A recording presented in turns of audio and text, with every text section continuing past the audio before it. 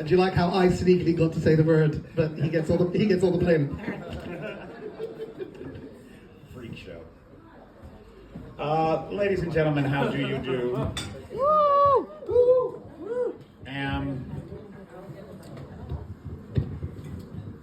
I decided that what I would talk about tonight is the first great love of my life.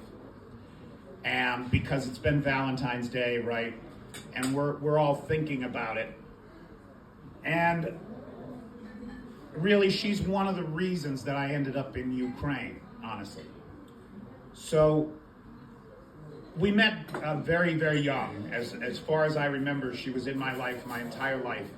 But I didn't get to know her really until after high school, end of high school, going into college.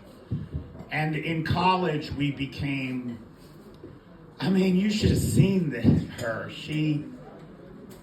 She was incredibly fierce in the face of adversity, or if anybody hurt her or anybody she loved, she had a fierce, primal sensibility and a sense of justice and fairness that was amazing to watch. Are we gonna cry?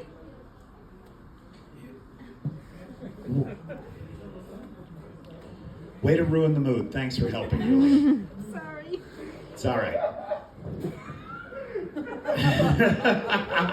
Everybody, have you met Julia? She's really a charming person. Very funny, up-and-coming comedian. Just to be clear, this is not the comedy part. This is the true story part, right? Just to be clear, okay? And set expectations appropriately. But thanks for trying to help.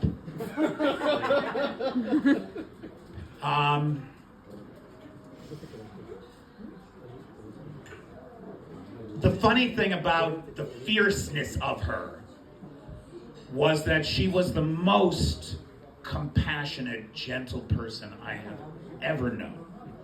She was interested in, she wanted to make sure that the neighbors' kids were fed.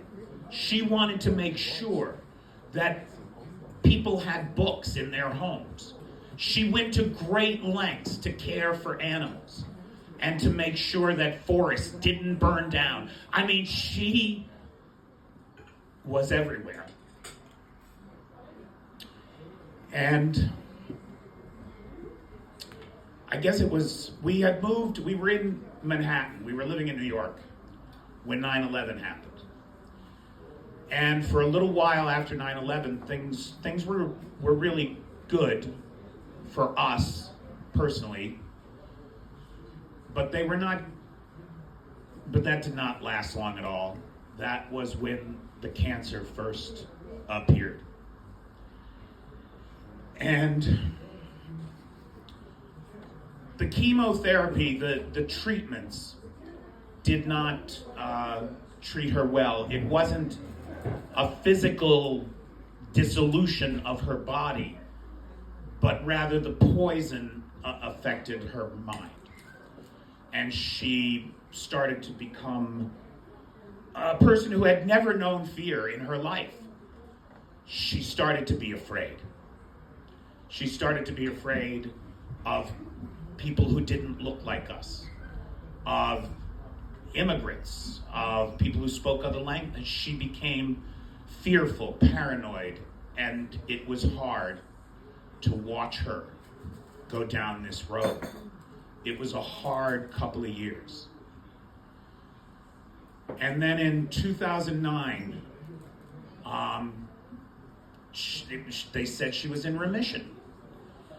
And oh my God, the next years were magnificent. Every 4th of July, we were down at the shore in Ocean City, New Jersey.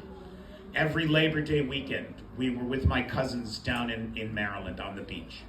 Every fall, we started the trips up to Elk Mountain for skiing, and we would spend the winters drinking hot toddies by the fire while my son snowboarded down the hills. And those were the good days. They were the great days. Those were the days that we made our trips to Europe and we saw the world together. And then it came back. And then it came back. It started in 2015. And the doctors,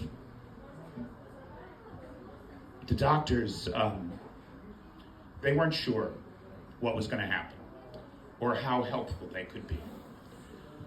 But they did what they could. And the same paranoia and schizophrenic kind of behavior that we saw last time came back again. And it wasn't long before she found the nightmare of QAnon and went down that hole of lies and insanity.